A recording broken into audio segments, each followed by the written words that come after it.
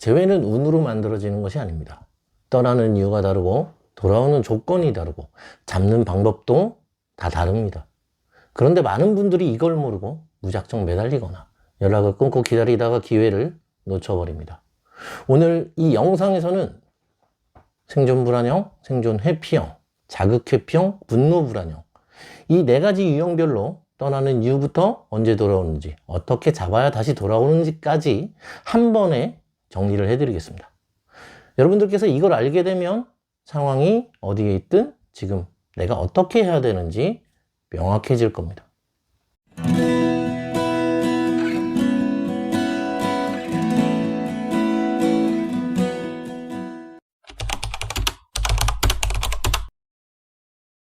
자, 먼저 생존 불안형입니다. 생존 불안형은 관계 안에서 상대의 사랑과 확신으로 살아갑니다. 하지만 그 사랑이 더 이상 들어오지 않는다고 느끼게 되면 참다 결국 스스로 떠나버립니다. 떠나는 이유는 참 단순합니다. 이 사람은 이제 나를 사랑하지 않나? 이 절망감, 그 결핍이 버틸 수 없는 고통이 되기 때문이에요. 떠난 뒤에도 완전히 마음이 식은 것은 아닙니다. 떠나면서도 이 사람이 나를 진심으로 붙잡아주면 좋겠다라는 그런 마음이 남아 있습니다. 그래서 떠난 생존 불안형을 잡는 것은 우리의 몫이에요. 그러나 무작정 매달리거나 연락을 끊고 그냥 기다리면 안 됩니다. 생존 불안형이 떠난 직후에는 상대의 감정이 정리가 되지 않았기 때문에 떠난 직후에는 상대의 감정이 아직 정리가 되지 않았기 때문에 그때 매달리면 오히려 역시 떠나길 잘했다 이런 확신을 주게 돼요. 그러나 또 기다리기만 하면 상대가 결핍을 느끼기 전에 새로운 관계로 이동해 버릴 수도 있습니다. 그래서 이 유형을 잡는 핵심은 바로 타이밍과 방법입니다. 자, 그렇다면 어떤 방법일까요? 떠난 상대가 외로움과 결핍을 느끼기 시작하는 2주에서 4주차, 이때 기회를 달라고 요청하면서 들어가야 돼요. 하지만 여기서 중요한 건 단순히 말만 하고 끝내는 게 아니에요. 기회를 상대에게 받은 뒤에는 진짜로 최선을 다해야 돼요. 변한 모습을 보여주고, 그리고 상대에게 안정과 확신, 애정을 주면서 노력해야 되는 거예요. 이 과정이 충분히 진행이 된 뒤, 그리고 마지막에는 선택권을 상대에게 맡깁니다. 나 너를 진심으로 사랑했고 앞으로도 노력할 수 있어. 하지만 네가 행복해지는 게 더 중요하니까 네가 편한 결정을 해도 괜찮아. 이렇게 말을 해주세요. 그래도 떠나겠다면 깔끔히 보내주세요. 상대는 떠난 뒤에도 여러분의 진심과 변화를 떠올리면서 미련, 후회, 상실의 불안을 느끼게 됩니다. 이때부터가 재회의 기회가 되는 겁니다. 그리고 이번에는 생존 회피형입니다. 생존 회피형은 관계가 깊어질수록 두려워집니다. 상대의 감정과 기대, 나를 사랑해주는 그 마음을 느끼면서도 그 마음이 커지면 커질수록 스스로에게 이렇게 묻게 됩니다. 내가 이걸 끝까지 책임질 수 있을까? 내가 이 사람에게 상처를 주면 어떻게 해야 되지? 내가 이렇게까지 사랑을 받을 자격이 있을까? 관계 안에서 사랑과 관심이 커지면 커질수록 부담이 되고 무섭고 이 사람 곁에 있으면 언젠가는 내가 무너질 것 같다라는 공포가 찾아옵니다. 이 부담감은 시간이 지날수록 더욱 커집니다. 상대가 나에게 더 다가오면 올수록 나는 나를 잃을 것 같고 그 안에서 죄책감과 두려움이 함께 올라옵니다. 그래서 끝까지 버티다가 결국 스스로 떠납니다. 상대가 특별히 잘못한 것이 아니라 나 때문에 이 사람이 다칠까 봐, 나는 좋은 사람이 아니라서 그래서 떠나야겠다라는 죄책감을 안고 떠나는 것이 바로 생존 회피형의 이별 구조입니다. 많은 분들이 이 유형을 다시 잡고 싶을 때 실수를 합니다. 떠난 직후에 연락을 하고 붙잡고 이유를 따지고 감정적으로 반응을 합니다. 그런데 이 순간 생존 회피형이 느끼는 건 역시 이 사람은 나 때문에 힘들겠구나. 역시 떠나기를 잘했구나. 이런 확신뿐입니다. 여러분들께서 상대를 잡고 싶다면 상대가 떠난 직후에 이렇게 말을 해주세요. 네 마음 이해해. 네가 편한 결정을 해도 괜찮아. 이런 메시지를 남기고 상대를 보내주셔야 됩니다.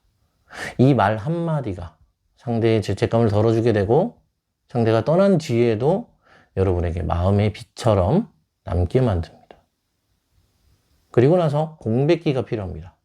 떠난 생존 회피형은 홀로서기를 시도하겠지만 그 과정에서 허전함과 죄책감, 미련이 함께 찾아오게 됩니다. 이 사람이 나에게 잘해줬었는데 내가 너무 쉽게 떠난 건 아니었을까? 이런 생각을 하게 되는 시기가 분명 찾아옵니다. 보통 3주에서 6주 정도가 지나면 상대의 마음 안에 후회와 미련, 궁금증이 차오르기 시작합니다. 이때 상대가 연락을 하면, 상대가 여러분에게 연락을 해오면 여러분들께서는 어떻게 해야 될까요? 자, 무겁게 받으시면 안 됩니다. 가볍고 따뜻하게. 연락 줘서 고마워. 나도 네 소식이 참 궁금했어. 이 정도로 대응을 하셔야 됩니다. 상대가 주저하면서 돌아오려는 순간 여러분의 따뜻하고 편안한 태도가 상대의 마음을 흔들어 놓는 거예요. 그리고 여기서 끝이 아니에요. 돌아온 생존의 병에게 확신을 주면 안 됩니다. 너도 네가 행복해지는 길을 찾으면 좋겠어. 나도 나를 더 좋은 사람으로 만드는 그런 길로 가고 있어. 이런 태도로 자연스럽게 거리를 회피형과 유지를 해야 됩니다. 그래야 상대는 이제야 내가 떠나도 되겠다라는 게 아니라 이 사람과 함께 할 수 있겠구나라는 그런 감정을 갖게 됩니다.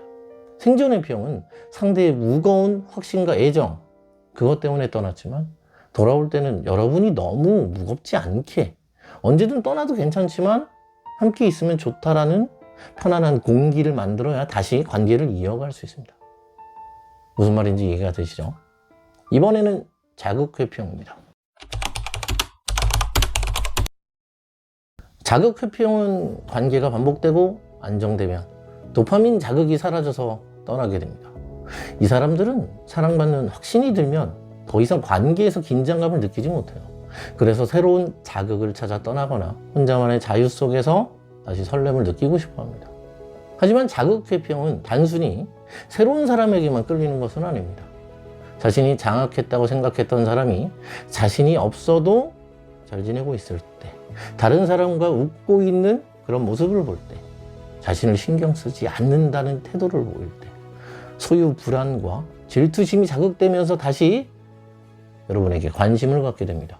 많은 분들이 떠난 자극회피형을 잡기 위해 잘해주고 관심을 주고 돌아오라고 호소를 합니다. 하지만 그럴수록 상대는 더 빠르게 떠납니다.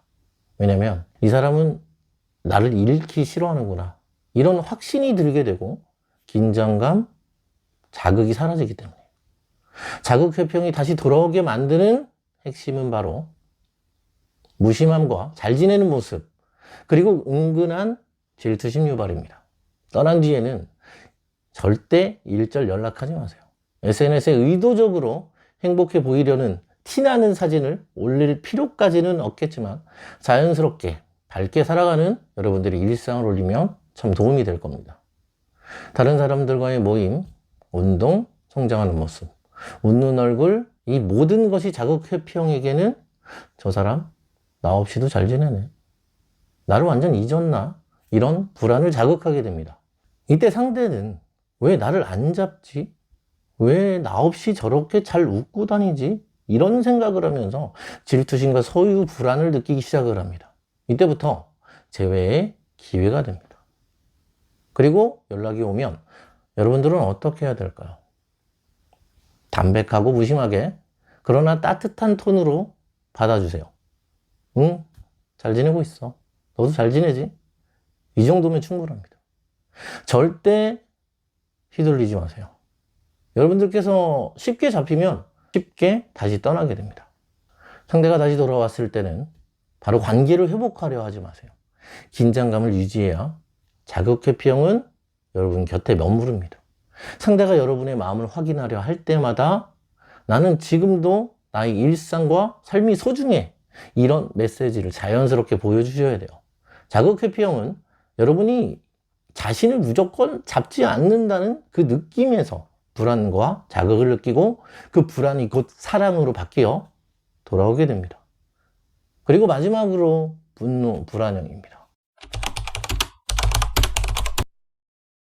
분노 불안형은 관계 안에서 사랑받지 못할까봐, 버림받을까봐 두려워하면서도 동시에 상대에게 화를 내고 시험하며 확인하려는 그런 유형입니다.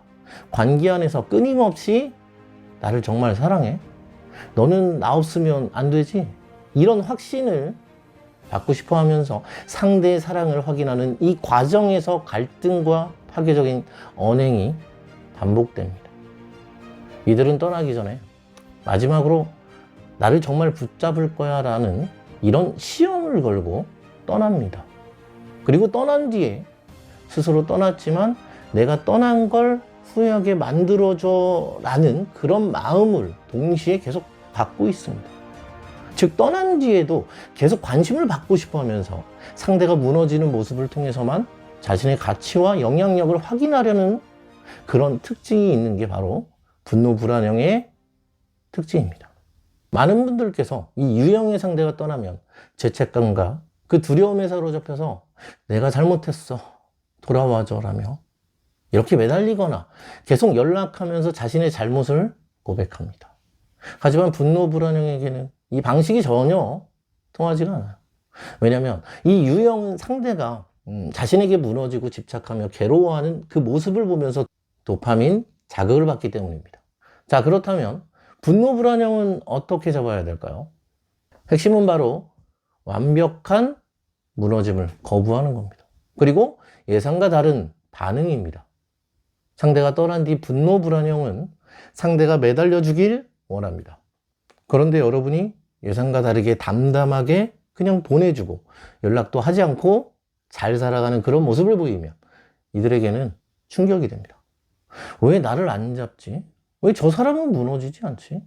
이런 혼란과 질투, 궁금증이 동시에 생기면서 이들의 도파민 시스템이 작동을 하기 시작합니다.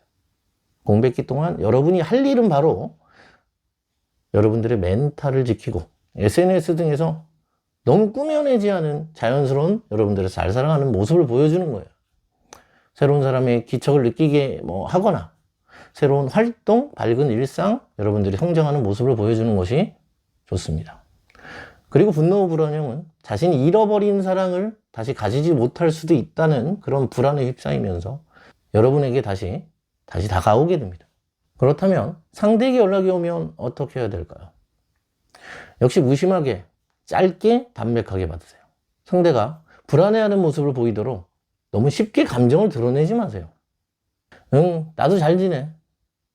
너도 잘 지내지? 요 정도의 온도? 상대가 여러분의 평정심과 변화를 느끼게 하는 게 핵심입니다. 분노 불안형은 여러분들이 흔들리는 그 모습을 보고 안심을 하려고 합니다. 하지만 여러분이 흔들리지 않을 때 분노 불안형은 오히려 불안과 집착을 느끼기 시작합니다. 이때가 제외의 타이밍입니다. 상대가 돌아왔을 때 너 없이는 안 돼. 이런 태도가 아닌 네가 있어도 좋고 없어도 괜찮아. 여러분들이 여유와 편안한 태도로 상대를 맞아주세요. 그래야 분노 불안형은 더 이상 떠나지 못하게 되고 관계 안에 머물게 됩니다. 자, 여러분, 재회는 운이 아니라 구조입니다. 떠나는 이유가 다르고 돌아오는 조건이 다르고 잡는 방법도 제각각 다릅니다. 오늘 말씀드린 생존 불안형, 생존 회피형, 자극 회피형, 이 분노 불안형, 이 네 가지 유형별 구조를 여러분들께서 이해하고 나게 되면 이제 여러분들이 어떤 타이밍에 어떻게 움직여야 되는지 알게 되실 겁니다.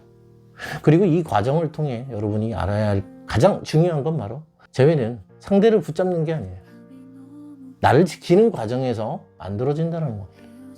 여러분들께서 흔들리지 않고 매달리지 않고 나의 가치를 높이고 상대의 마음에 진심이 남도록 행동하는 것, 이것이 바로 재회의 핵심입니다. 이 영상이 도움이 되셨다면 구독과 알림 설정 절대 잊지 마시고요. 여러분 혼자서 어려우신 분들은 제 댓글에 연락처 남겨놨으니까 함께 저와 전락을 잡아가면 될 것 같습니다. 저는 여러분들의 재회를 그리고 여러분 자신의 사랑을 응원합니다. 지금까지 사랑의 징검다리 TV의 별이었습니다.